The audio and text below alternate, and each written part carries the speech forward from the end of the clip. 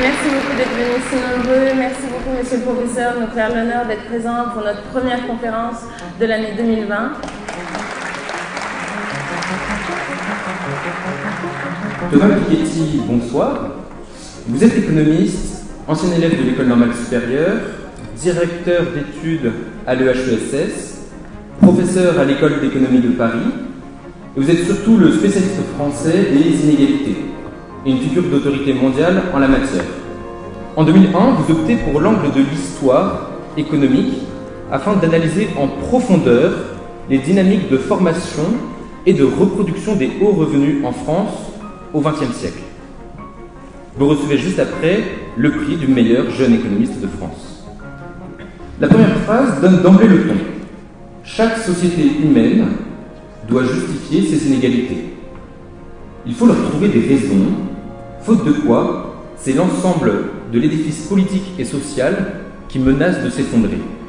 En vous remerciant pour votre venue ce soir en Sorbonne, je vous laisse donc nous raconter cette histoire passionnante et ses implications actuelles.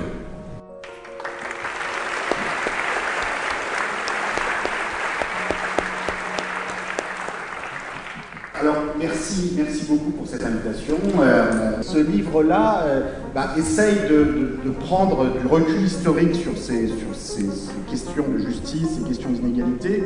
Et dans ce livre, que je vais essayer de vous présenter dans cette conférence, essaye d'écrire une histoire globale des régimes inégalitaires, c'est-à-dire, au sens où je le définis dans ce livre, les systèmes de justification des inégalités et plus généralement de l'organisation de la société, de l'économie à différentes époques, repose d'abord sur les transformations politiques et idéologiques. C'est vraiment ça le message central du livre, c'est que les déterminants purement économiques ou purement technologiques ou purement culturels des inégalités ne fonctionnent pas, c'est-à-dire qu'on observe dans l'histoire des retournements, des mobilisations sociales et politiques qui rechangent et retransforment toujours les structures en place plus rapidement et plus profondément que ce que pouvaient imaginer les contemporains, et il en ira de même à l'avenir.